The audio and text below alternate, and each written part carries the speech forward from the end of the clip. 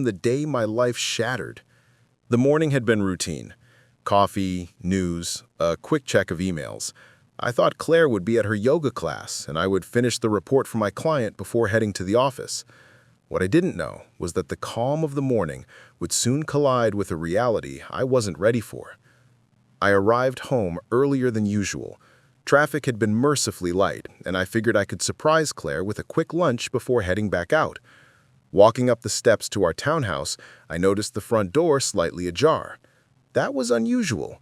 Claire was meticulous, always locking doors even when we were inside. My stomach sank, but I told myself it was nothing. Maybe she had forgotten. As I stepped inside, the faint sound of laughter reached me from the living room. My first thought was that a friend had stopped by. But as I walked closer, my heart began to pound. There she was, Claire, laughing, leaning far too close to someone I didn't recognize. Her hand rested on his shoulder, her hair cascading over him as if she was trying to hide nothing. The man was tall, confident, and wearing a suit that marked him as a professional. A coworker, perhaps. But then, a chill went down my spine. They weren't just talking. The way she looked at him, the way her lips curved when he said something, the subtle touches, they were intimate in a way that belonged behind closed doors, not in the bright light of my own living room. My mind raced, trying to process what I was seeing. I had trusted her. I had thought our marriage was strong. I retreated silently, pressing myself against the wall. My instincts told me not to confront them immediately. I needed to understand. Was this just a fleeting moment? A misunderstanding? Or had it been going on for longer than I could imagine? I remembered the small signs I had ignored over the past months, the late nights at the office, the sudden interest in dressing up for work events, the secretive texts she would quickly hide when I entered the room. I had dismissed it as stress, as career ambition, as harmless. Now I realized I had been blind. That evening, after they left, I sat alone in the dim light of our kitchen, nursing a glass of whiskey. My thoughts were a storm. I didn't just feel betrayed, I felt foolish, naive. I had no proof beyond what I had witnessed today, but it was enough to ignite a fire of suspicion and anger that I could not ignore. The next few days were a careful dance. I couldn't confront Claire without risking exposure. I needed clarity, evidence. I began subtly monitoring her social media, noting patterns and times when she would be unreachable. I paid attention to her phone habits, the way she smiled at messages she would hide when I was around. Every small clue added to a growing web of suspicion. I decided to investigate further. I purchased a discreet voice recorder and a small camera that could be hidden in the living room. The plan was to gather undeniable proof before confronting her. I told myself it wasn't about revenge yet. It was about knowing the truth, about facing reality on my own terms. Weeks passed in tense silence. Claire acted as if nothing had happened, but her nervous glances, the hurried explanations for small absences, the new perfume she wore, all of it told a story I already knew the ending to. One night, I finally had the proof I needed. She had invited a colleague over under the pretense of discussing a project. I had left the camera running hidden in the bookshelf. As I reviewed the footage later, my blood ran cold. Their interaction was far beyond professional. They laughed, danced close, and eventually disappeared into the bedroom. I couldn't believe my eyes. The betrayal was real, undeniable, and it had been happening in my own home. The next morning, I confronted her. I didn't yell, I didn't cry. I simply presented the evidence, the undeniable truth. Claire's face went pale, her carefully constructed facade crumbling. She tried to explain, to justify, to say it meant nothing. But I saw the truth in her eyes, the same truth I had seen on the camera. I realized then that this wasn't just about infidelity. It was about a marriage built on lies, about trust violated over months, maybe years. I felt anger, sadness, and a fierce determination to reclaim my life. I wouldn't let this betrayal define me or destroy the future I had worked for. I contacted my lawyer, consulted a private investigator, and began planning a path forward. Financial assets, custody concerns, the emotional fallout. It was a lot to process, but I knew one thing for certain.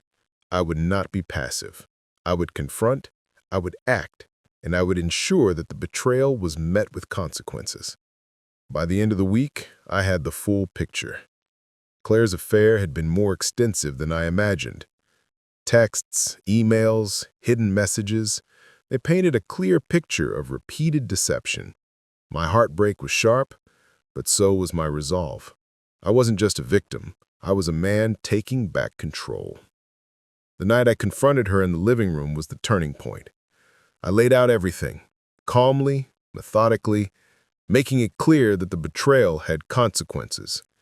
The man she had been seeing, the months of lies, the hidden rendezvous, it all came to light.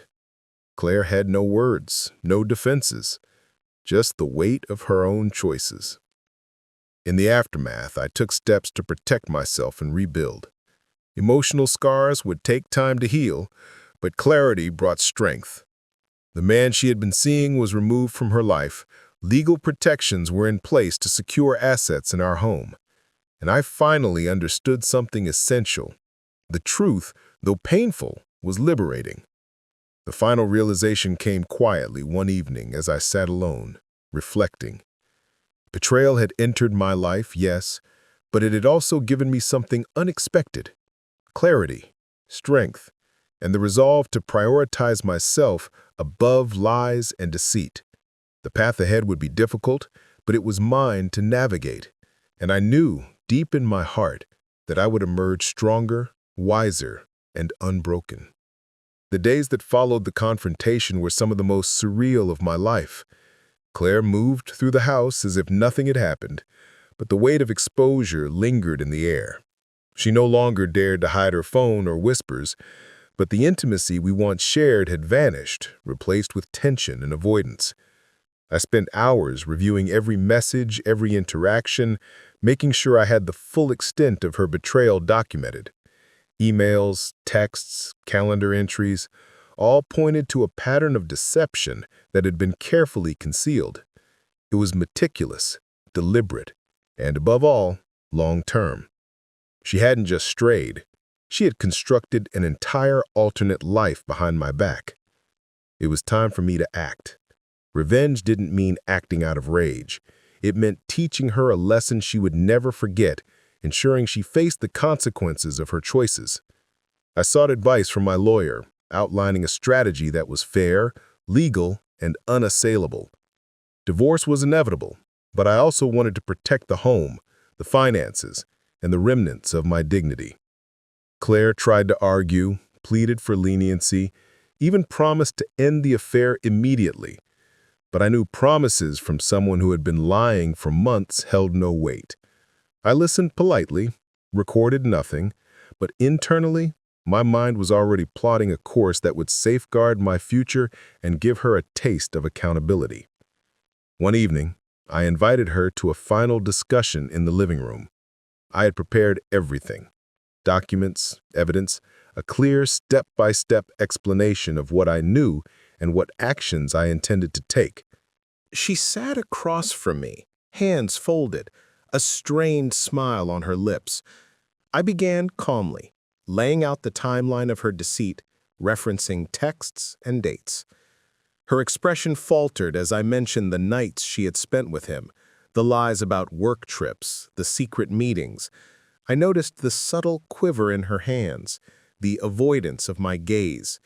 She realized fully that I knew everything, and that was exactly where I wanted her, facing the consequences without my having to raise my voice.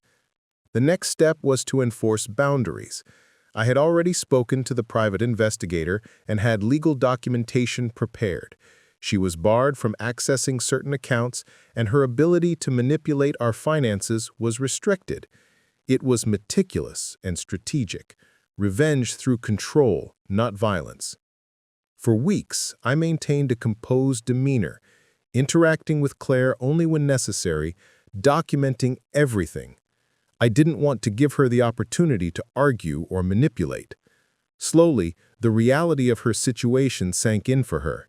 She was no longer in control, and the illusion of power she had maintained through secrecy and charm evaporated. Meanwhile, I focused on myself. I rebuilt routines that had been neglected, reconnected with friends, and even started to explore hobbies I had abandoned. The pain of betrayal was raw, but it fueled a transformation. I was no longer just a betrayed husband. I was a man reclaiming his life. The day of the legal proceedings arrived. I presented all evidence clearly, calmly, letting the facts speak for themselves.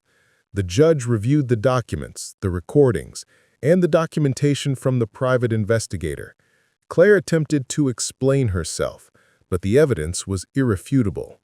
The divorce was granted with terms favorable to me, ensuring my assets were protected and the boundaries I had established were legally enforced. In the following months, I noticed subtle changes in Claire. The confidence she had wielded so carelessly was gone.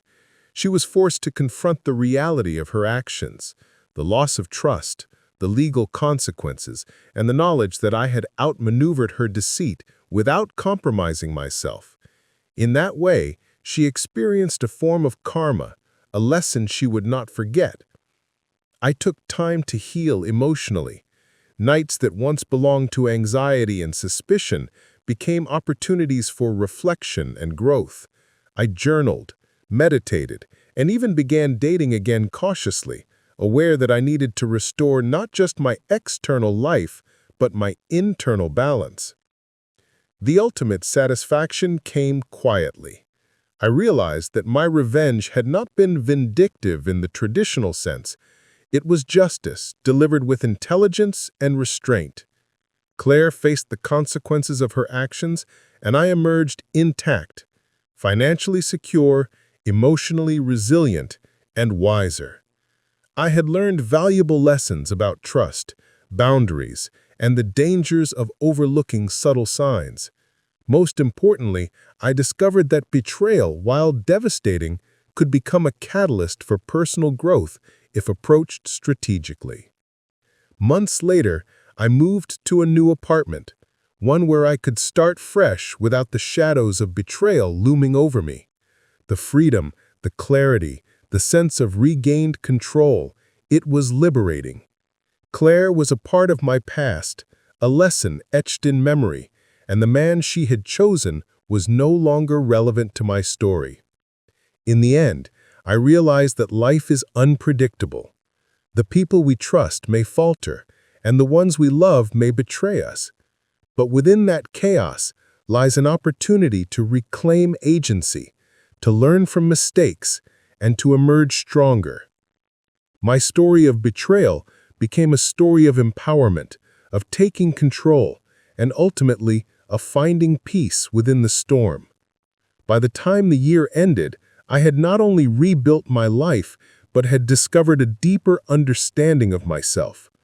The pain of betrayal was still there, but it had transformed into wisdom, resilience, and an unshakable sense of self-worth.